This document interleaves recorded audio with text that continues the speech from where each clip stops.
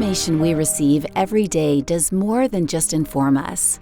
It subtly narrows the world we perceive. Who decides what reaches us? And how do these invisible filters affect the choices we make about our lives and our families? My name is Sophia Fergerdi. I've been working with families since 2010, and for years, my team and I have been studying the key trends that shape family life worldwide. In this chapter, we take a closer look at how communication itself is shaping the future of families.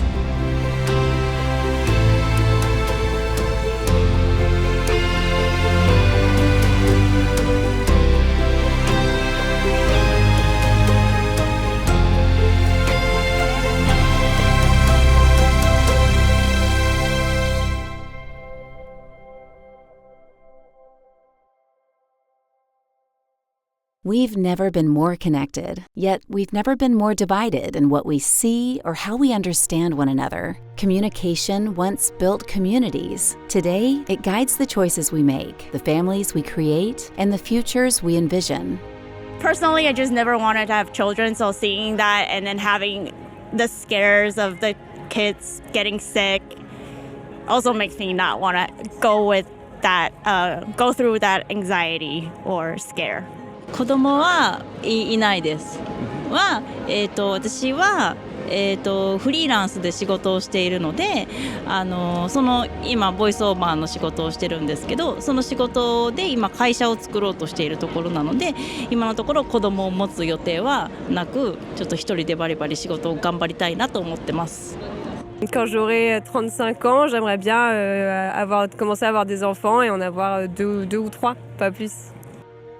The question I would like to answer is, is the media friendly? In the United States, the Center for Disease Control issued a report last year, 2024, saying that birth rate had declined 19% to historic lows since 2007. Well, 2007 is when Facebook first went nationwide. And you could call it the birth of social media. So is there a connection?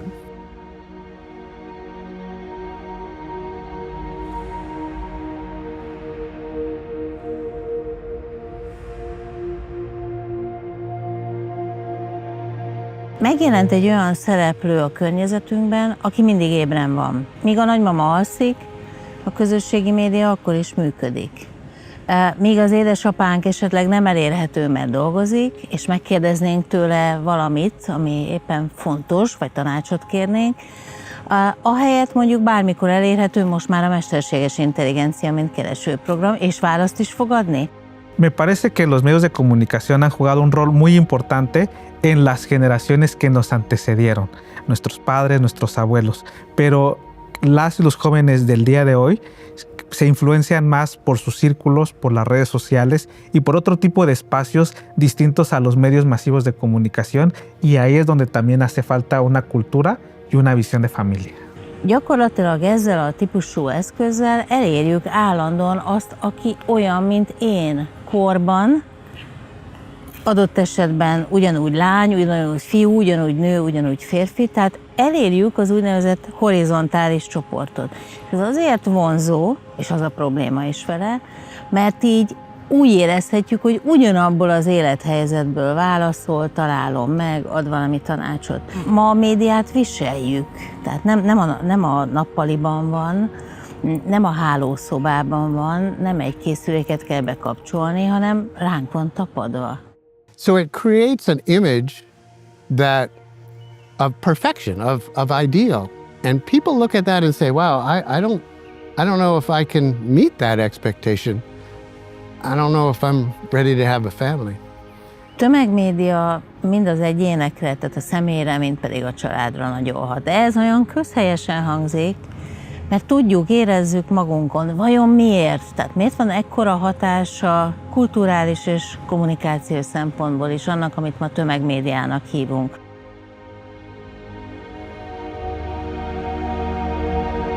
Since media started, when the first newspaper came out, you engaged through disasters and fear and anger. Like the front page of every newspaper has a big explosion and an accident and a murder. And social media picked that right up and said, you know, confrontation. And whereas in the United States, we see a lot of polarity where it's like us versus them and people get angry. And I could see a young person coming of age saying, should I have a family or not? Looking at their phone saying, I don't think I want to bring a child into this world. I don't believe the media is supporting people in terms of having families. I don't think they're trying to make it a trend, but I think in trying to suppress it, it has become something that has become a counterculture within the United States. Young people should be starting families, and that's the only way a nation can survive, is by having more children, by creating families. That's the backbone of civilization. Creating a family is the backbone of civilization. I think the way that bloggers and family-friendly influencers kind of change the culture is by showing an alternative. You know, they're really showing an alternative to what the media is trying to force down people's throats. Let's flip it and say what's positive about social media. So I know a lot of people that listen every day on their way to work to podcasts, and they hear smart people, they hear people giving advice, they hear mothers and fathers, and they're talking about childcare techniques and ways to nurture children. I think really the answer is that you have to pick and choose. Are you gonna, look at the terrors of Facebook, or are you gonna engage with thought leaders and with advice and guidance of smart people, which you can do on social media? So there's really two sides to it. I think the media needs to stop producing at the extremes of extreme left or extreme right, and produce media and ideas and positivity that's more around the middle where most people are. 我觉得就是网红什么的呢，如果他们结婚的话，我希望他们可以拍照，或者是就是在媒体上面、网络上面给予我们年轻的人们就是家族是一个好的东西。我想让他们不是算炫耀吧，就是让他们看到他们是幸福的，所以我们也可以变成幸福的。The way that we can promote family life on social media and for people with shorter attention spans is we need to be doing reels, TikToks, things of that nature.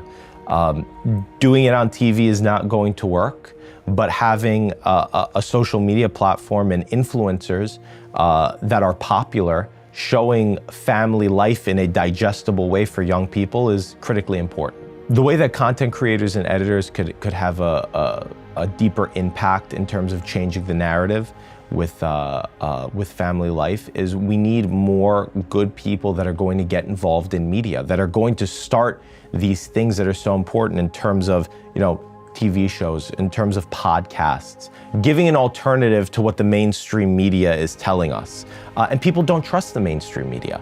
They don't trust the news. They don't trust what the people, the talking heads on the TV are saying. They're trusting these smaller podcasts way more. Social media doesn't just reflect the world, it filters it. Little by little, we all start orbiting around our own interests. And the same mechanism happens on our streaming platforms at home. They serve us more of what matches our world until, almost without noticing, the world we see slowly closes in around us. Film is absolutely immediate, instrumental, powerful form to infect families, infect and affect families, and dialogue within families. I think film, probably more than any other art form, is the most influential, simply because it's all over the place. It's built for a mass audience. A museum audience gets a certain demographic. A musical audience gets a certain demographic. But a film is a group experience shared by hundreds of thousands of people at the same time. So that collective experience of being in an audience together makes it all the more powerful. Amerikai blockbustereknek van egy szegmense, ami megcélozza a családokat, fiatalokat. Ezeknek jó része eléggé hamis képet állít be. Vagy azért, mert túlrajzol egy ilyen dolgot, vagy azért, mert elkezd a családi problematikák irányába lépni, amivel természetesen foglalkozni kell, de nem lehet teljesen negatív irányba ezt a dolgot elbillenteni. Abból viszont nagyon kevés film van, ahol igazi családi életek bukkannak fel. A média szereti a végleteket, tehát a nagyon idillitől a nagyon botrányosig próbál elmenni, és pontosan ez a két véglet, ami a kettő között általában nincs sok minden. Tehát a kettő között a realitás az azért ritkán jelenik meg. A média ráadásul megjelenít olyan típusú családmodelleket is, amelyekről tudjuk, hogy léteznek, adott esetben működnek is a valóságban, de úgy jeleníti meg, mintha nagyobb mértékben lennének jelen a társadalomban, mint valóságosan. A média hangsúly mindig azt jelenti, hogy többnek, fontosabbnak látjuk, vagy többnek és jelentősebbnek látjuk, mint amilyen. Well, the media definitely affects people's attitudes towards population, whether it's a problem or not. And it also, I think, affects their behaviors in terms of what they consider normal about the family size. So it's certainly possible for media to be influential in this way. Again, I'm not sure that it can really change people's attitudes completely, but it certainly can have some impact at the margins. The digital world connects everything.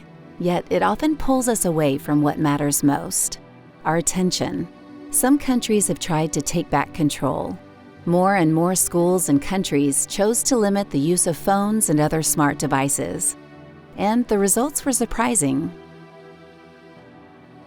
Magyarországon ugye bevezették például az iskolai óráról való okoskészülék és telefonkizárást. Elképesztő felhördülés volt.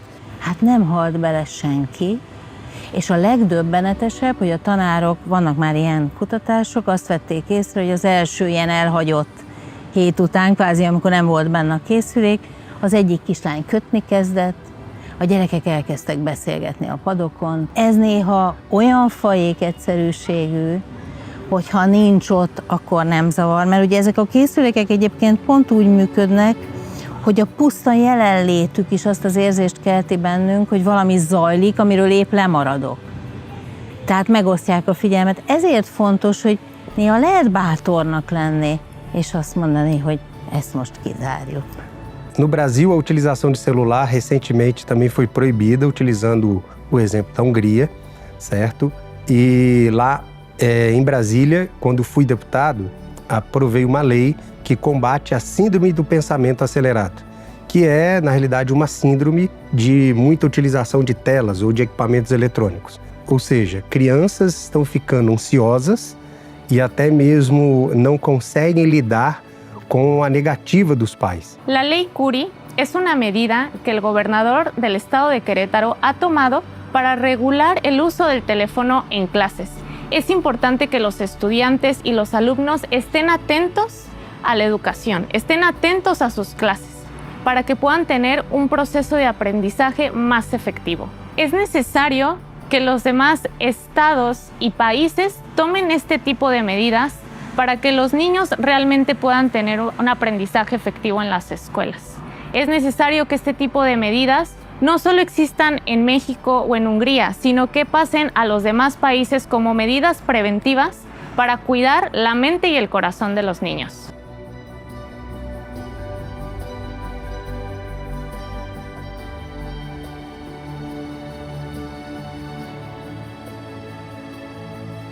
Uno de los pilares dentro de nuestro decálogo es el número 8. ¿Cómo usamos el celular con medida? Porque es algo que necesitamos quitar cuando estamos dentro de familia. Y cada vez que voy a las colonias con ciudadanos, siempre hablo de esto. ¿Cuánto tiempo usamos el celular en familia? A médiának döbbenetesen nagy a hatása. Az a kérdés, hogy a család képes-e arra, hogy ezt magába foglalja, vagy ő kénytelen beleolvadni a médiába, és ez a család saját elhatározása. Por supuesto que creo que los medios de comunicación influyen, pero no nada más los medios de comunicación. Yo creo que el entorno ha hecho que estas juventudes tengan poca esperanza. Estas guerras, esta violencia, esta cantidad de información de cosas negativas han hecho que los jóvenes se sientan muy desconectados de lo que son los sentimientos humanos.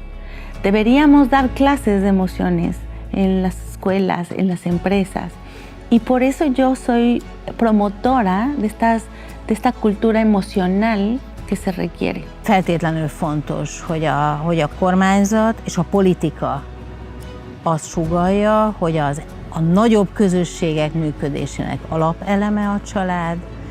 Alapvetően egy kicsit a család minden, a család iskola, a család óvoda, a család menyegző, a család temető, az a kormányzat, amely nem így gondol rá, ha a társadalomra egyének szövedékeként és nem családok szövedékeként gondol, az pontosan ezt a bölcsességet engedi el. The message for the future is families are the future. There are no future without families. There are no future without kids. There's no civilization without marriage. There's no civilization without children. Because as birth rates decline, as marriage declines, our civilization will decline with it. So the future is families. We should pour money into this. We should pour everything we can into promoting families, just like Hungary is doing. And I think that the Hungarian model of pro-natalist policies is the future for many countries. Amit a kormányzat Magyarországon kommunikálni tud, az alapvetően az, hogy fontos vagy-e nekem család, és fontos vagy-e nekem gyermek, szülő, szeretnék-e neked ebben segíteni, vagy egy teljesen individuális képet sugárzok, hogy minden olyasmit meg kell tenni, ami az egyénnek fontos. Minden ilyen kommunikációnak van egy saját szótára, ahogy a dolgokat megnevezi. Lehet azt mondani egy népességszaporulatról, hogy demográfiai kérdés, és lehet azt mondani, hogy család.